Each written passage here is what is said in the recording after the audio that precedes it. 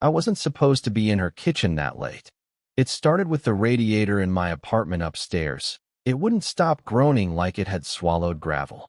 I tried to ignore it for a night, but by the second, I couldn't. The walls in that old building carried every sound like gossip. So, around 10, I knocked on her door with my jacket still half on.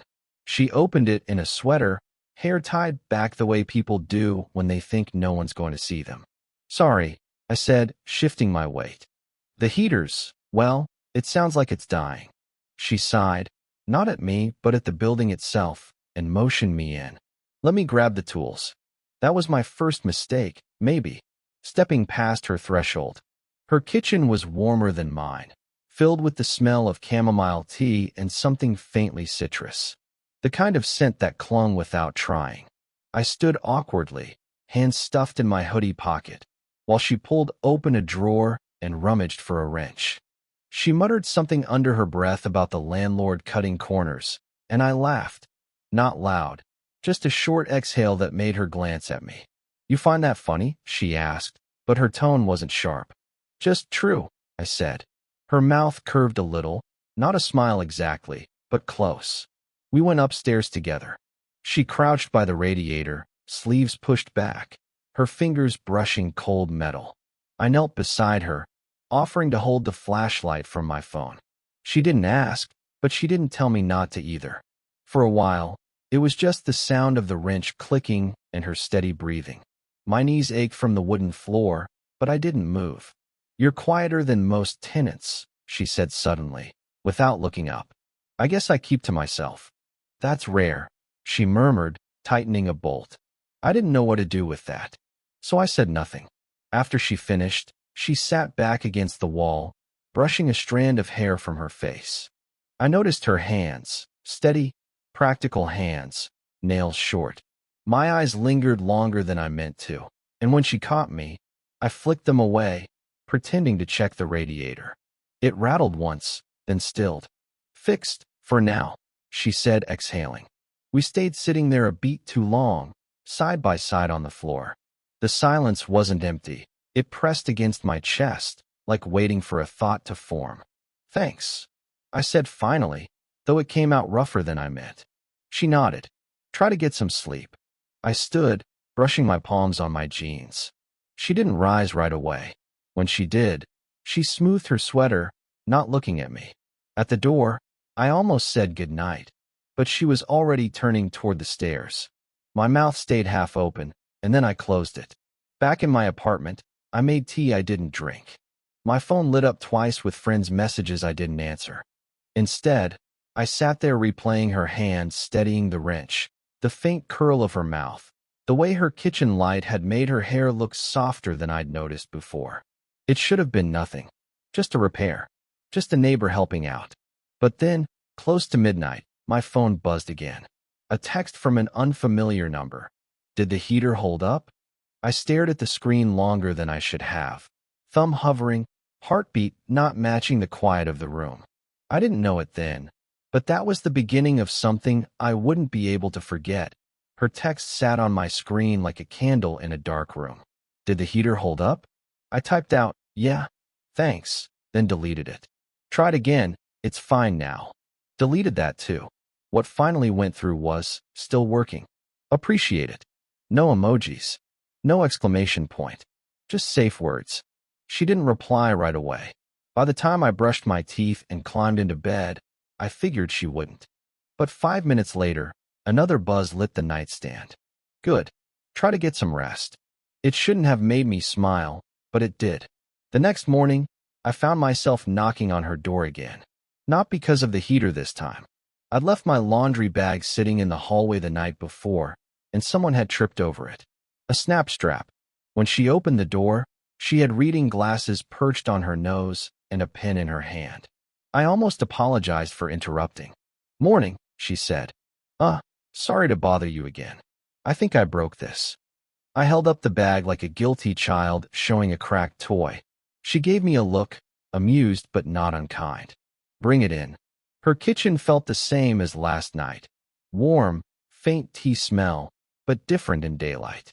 She set the pen aside and pulled a sewing kit from a drawer without comment. You sew too? I asked. She shrugged, threading a needle. When you live alone long enough, you pick up things. Otherwise, stuff just stays broken. I sat at the table, watching her fingers work. Steady again, but softer now. She didn't fill the silence, and I didn't either. My mom used to fix everything, I said finally. I wasn't sure why it came out. Not just clothes. Radios, lamps, she hated throwing things away. She glanced up, then back at the fabric. Sounds resourceful. She was. I haven't seen her in a while. The words hovered heavier than I meant. She didn't press, but the air shifted like she had quietly filed it away. When she finished, she set the bag down in front of me. Good as new. Well, almost. I ran my hand along the stitch line, more to have something to do than because I doubted her work. Thanks. Her eyes lingered a second longer than necessary. You're welcome. It was only when I stood to leave that I noticed the framed photos on the counter. I hadn't really looked before. One was of her with a boy around my age, maybe younger, from a few years back. His arms slung around her shoulders, both smiling at the camera. That your son? I asked, instantly regretting it. Her face softened, then closed again, like shutters against wind. Yeah, he's away now. College. I nodded, unsure if I should say more. That was the moment it clicked, the quiet risk in the air. She was old enough to be his mother. She was someone's mother. And here I was, lingering in her kitchen over a fixed laundry bag. I carried the bag back upstairs, but her presence followed me. I kept replaying her words. Otherwise, stuff just stays broken. Maybe she meant the bag. Or maybe she didn't. That night, I caught myself drafting a text I didn't send. You ever fix yourself the way you fix everything else? I erased it, ashamed of how much it revealed. Instead, I washed the stitched laundry bag, folded shirts I'd wear twice before washing again, and made tea I'd let go cold. The next time I saw her was 2 days later, outside by the mailboxes. She was balancing a stack of envelopes and nearly dropped one. Instinctively, I reached out to steady the pile, my hand brushing hers. Neither of us pulled back right away. It couldn't have lasted more than a second, but it stretched. Her hand was warm. Mine felt too deliberate. She cleared her throat, adjusting the stack. Thanks. Sure. That should have been the end of it. Just a neighborly catch. But when she turned toward her door, she glanced back, briefly, but enough. And I caught myself thinking, I don't know why that moment stayed with me. Maybe because it felt like someone finally saw me. After the brush of her hand at the mailboxes, something shifted. Small, almost invisible, but I felt it every time I passed her door. 2 evenings later, she knocked on mine. Not late this time, just after dinner. The landlord dropped these off by mistake. She held out a stack of letters. Bills, mostly. 1 pizza coupon. Thanks, I said. She lingered, half turned away, but not leaving. I stepped back. You want to come in? Just for a minute. She hesitated. Then, with a small exhale, stepped inside. My apartment looked like what it was, a young guy's half-kept place. Books stacked on the floor, coffee mugs that hadn't made it to the sink. She glanced around, eyes catching on a sketchbook I'd left open on the table. You draw? Sometimes. Helps me think. She flipped a page with the back of her hand, careful not to smudge the pencil. You're better than sometimes. I shrugged, suddenly self-conscious. Her sweater sleeve brushed the edge of the table. Too close. Not close enough. We sat, her on the chair, me on the couch. She noticed the chipped mug in my hand. Tea again. Yeah, it's a habit. Or a comfort. That landed heavier than she probably meant. I didn't answer. Silence stretched. Not empty. Just charged. Then a knock. We both startled. My friend Ryan poked his head in before I could stop him. Hey man, you still up for? He stopped, eyes flicking to her, then to me. Sorry, didn't know you had company. Her posture straightened. Neutral. Detached. I should go, she said softly, standing before I could find words. By the time I stepped into the hall, she was already halfway to the stairs. The next day, I passed her on the sidewalk. She gave me a polite nod, not stopping. It was like the night before hadn't happened. But later, she slipped an envelope under my door. Inside, the pizza coupon. Nothing written. I laughed quietly, holding it longer than I should. That evening, I went down to return it. She opened the door, surprised. "You dropped this." I held it up. Her lips quirked. "I thought you could use it more than me." I almost said, "I'd rather split it with you." Instead, "Thanks." Our eyes caught and didn't let go. A pause, longer than polite. My hand tightened on the envelope. Her hand on the doorknob loosened, just slightly. I could feel the words pressing against the back of my teeth. Something I shouldn't say. Something she maybe didn't want to hear. She opened her mouth, then closed it. Looked down. For a moment, neither of us moved. The distance between us felt smaller than the hallway itself. If I leaned in, just an inch, but I didn't. And she shut the door with a soft click that sounded louder than it should. It was raining lightly the next evening. That kind of half-hearted drizzle that never makes up its mind.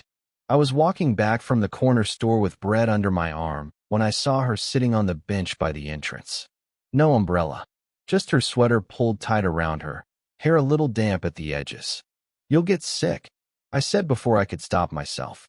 She glanced up, eyes soft but unreadable. "I like the rain." I hesitated, then sat beside her, keeping enough space to make it look casual. Not enough to feel casual. The bread rested between us like a buffer. For a while, neither of us spoke. Just the steady patter of drops on the pavement, the hum of distant traffic. "You disappeared," I said finally, quieter than I meant. Her gaze stayed fixed on the rain. I thought that was best. I swallowed. "For who?" That made her turn, just slightly. The look in her eyes wasn't sharp, but it cut anyway. "You don't know what you're asking." "I'm not asking anything," I said, though the lie clung to my throat. She let out a short laugh, dry and humorless. "You're younger than my son." The words landed between us like a warning sign. I wanted to deny it, but instead I pressed my hands together, knuckles pale. "Do you think I don't know that?" Silence again. The rain thickened, drops splattering against the sidewalk. Finally, she shifted, voice quieter now. "When he was in high school, his friends used to come over all the time. The noise, the shoes everywhere, the empty fridge after they left. And now it's nothing. Just me, the sound of this old building, the mail piling up." Her words trailed. I heard what she didn't say. I found myself asking, "And that's enough?" Her hands tightened on her sleeves. "It has to be." The air between us felt sharper now, edges I kept brushing against. I thought of her in that warm kitchen, the chamomile scent, the steady way she fixed things. And me, wandering between jobs and late nights, drawing sketches no one saw. Two mismatched pieces pressed together anyway. "I can't," she started, then stopped. Shook her head. "This isn't wrong." I finished for her. She looked at me fully now, really looked. Eyes tired, mouth set but trembling at the edges. "It doesn't matter what I call it. It can't happen." And yet she didn't stand. Didn't move. I turned toward her, slow enough to give her time to stop me. My knee brushed hers, not by accident. Her breath caught, and I heard it. "I keep trying to stay away," I admitted. The words came raw, stripped down. "But then I think about you sitting alone downstairs. And I don't want to." The rain softened, almost quiet. Her hands, resting in her lap, shifted, not quite reaching for me, not pulling away. I leaned in, not enough to cross the line, but close enough that I could see the raindrops clinging to her lashes. Her lips parted, just barely. I could feel it. The moment hanging, the choice right there, suspended like the pause before lightning. But instead of closing the distance, she whispered, almost inaudible, "What are you doing?" Her voice wasn't angry. It was something else. Fear. Longing. Both. And I didn't have an answer. Not one I could say out loud. So I sat there in the rain, my heart pushing against my ribs, her question circling between us like a thread neither of us knew how to cut. The morning after the rain, I expected to see her. Not expected, maybe hoped. At the mailboxes. Passing in the hall. Her door cracked open as I came down the stairs. But nothing. 3 days went by, then 4. Her curtains stayed drawn, lights off early. Even her kitchen window, usually glowing faintly at night, was dark. I told myself she was busy, that she had errands, a life that didn't orbit mine. But the silence grew heavy. On the 5th day, I slipped my laundry into the basement machines and found her basket already there. Neatly folded clothes stacked on the table. The basket itself was gone, but she'd been here. Not long ago. She was moving around me, not with me. That night, I heard voices downstairs. A man's laugh, low, comfortable. I froze, hand on my doorknob. It wasn't late-night TV. It wasn't a neighbor. It was with her. For a long moment, I just stood there in the hall, listening. The laugh faded, replaced by her softer tones. I couldn't make out the words, but I didn't need to. I went back inside, sat on the edge of the bed, phone in hand. My thumb hovered over her number. Nothing sent. 2 more days passed. I finally caught her in the lobby, carrying groceries. She startled when she saw me, like she hadn't prepared for the collision. "Hey," I said, careful, steady. "Hi." Her smile was thin, practiced. I reached for one of the grocery bags. "Here, let me." "No, I've got it." Too quick. We walked to the stairs together, the silence awkward. I wanted to ask about the man. I wanted to ask why she'd been gone. Instead, I heard myself say, "You okay?" Her eyes flicked up, then away. "Just busy. Work." And my son came by for a few days. Needed help with some things. Her son. Not an ex. Not a boyfriend. Not a stranger. I should have felt relief, but the knot in my chest only tightened. "Oh," I said. We reached her door. She shifted the bags in her arms, key already in hand. "Thanks, though." I nodded, uselessly. And she was gone again. Later, I sat in my apartment sketching without focus. Lines turned into shapes, shapes into nothing. Every time I lifted the pencil, I imagined her at that same table downstairs, groceries unpacked, phone buzzing with someone else's voice on the other end. Jealousy didn't feel right. It was too loud, too obvious. What I felt was quieter. Messier, like being erased gently, stroke by stroke. A week blurred by like that. I thought about knocking. I thought about catching her at the mailboxes again. But each time, I pictured the practiced smile, the clipped tone. So I waited. And then, finally, her text. "Sorry I've been distant. It's been a lot lately." I stared at it, reread it. The ellipsis stretched wider than it should have. I typed, "I'm here if you need anything." Deleted it. Typed, "Do you want to talk?" Deleted that too. What stayed on the screen was simple, flat. "It's okay. I understand." I didn't hit send. The phone dimmed in my hand. My apartment felt smaller than usual, the walls pressing in. Downstairs, her light clicked on at last, faint against the dark. I didn't feel heartbroken. I felt paused, like life forgot to finish the sentence. And I didn't know if I wanted to finish it for her, or let it stay hanging, unsaid that I didn't plan on knocking.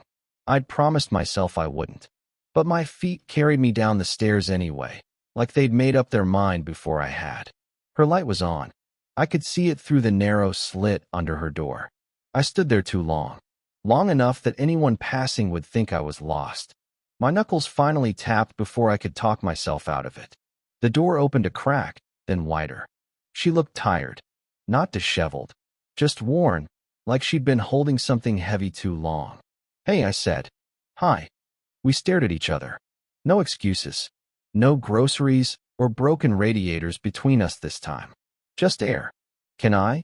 I gestured vaguely. She stepped aside. Her kitchen was quiet except for the hum of the fridge. A mug sat half full on the counter, steam barely rising. Chamomile again. Always chamomile. I sat at the table. She stayed standing, arms crossed like a shield. I wasn't going to come down, I admitted. My fingers picked at a loose thread in my sleeve. But it feels worse not saying anything. Her arms tightened. "You don't have to explain yourself." "I think I do." That made her meet my eyes. Tired, guarded. "Why?" "Because I keep thinking about you," I said, the words blunt, unpolished. "Not just when I see you. All the time. And I know I shouldn't." But pretending I don't is starting to feel worse than saying it out loud. Her mouth parted, then closed. She pressed a hand against her forehead, as if steadying herself. "You're too young," she whispered. "I know. You don't." I swallowed. "Maybe not the way you mean.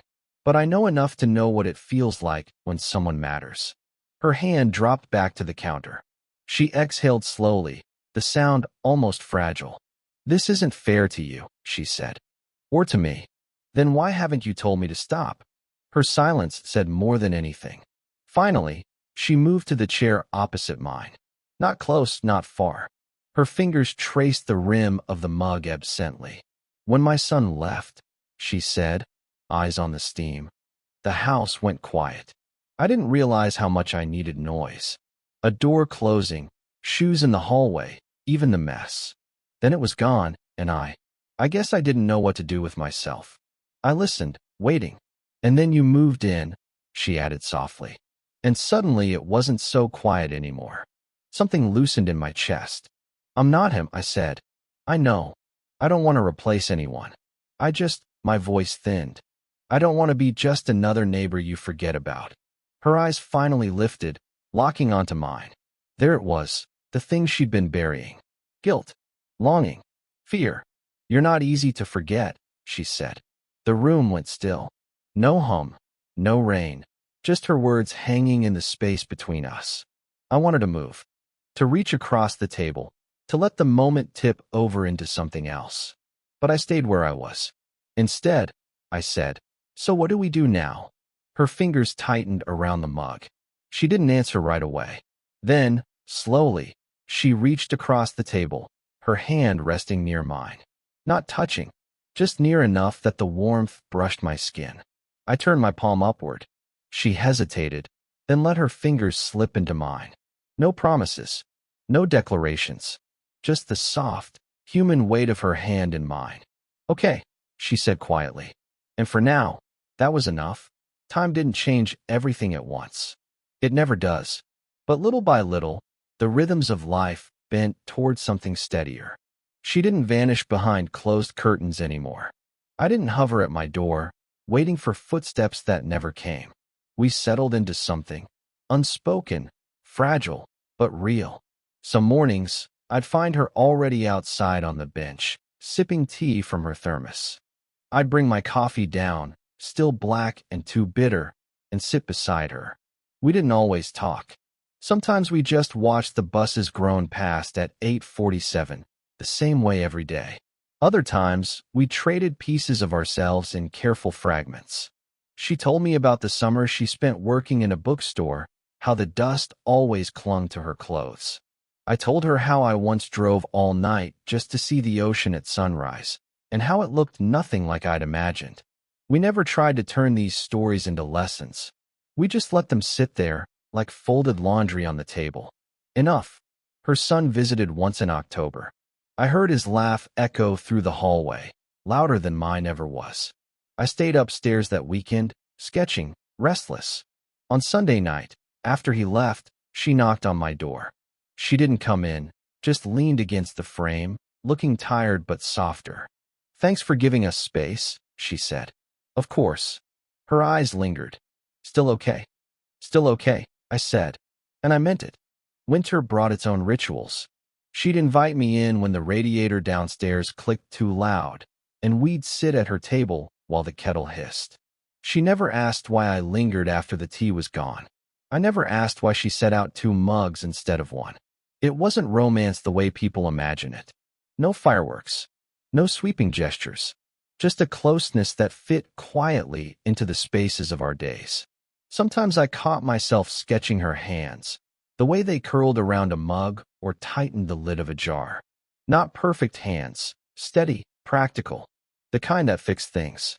Months later, spring crept in with rain that sounded almost the same as that night on the bench. We found ourselves there again, side by side, no umbrellas.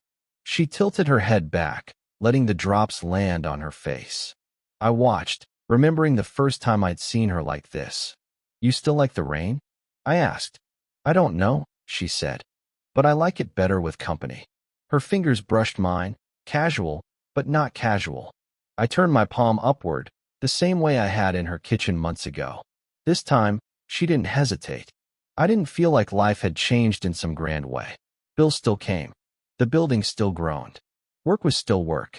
But when I walked down the hall at night, the silence wasn't heavy anymore. It was just quiet. And when I thought about tomorrow, I didn't feel paused. I felt steady. I don't know if anyone else would understand it. How a broken heater, a cup of chamomile, or a rain-soaked bench could add up to something that mattered. But we did. And that was enough.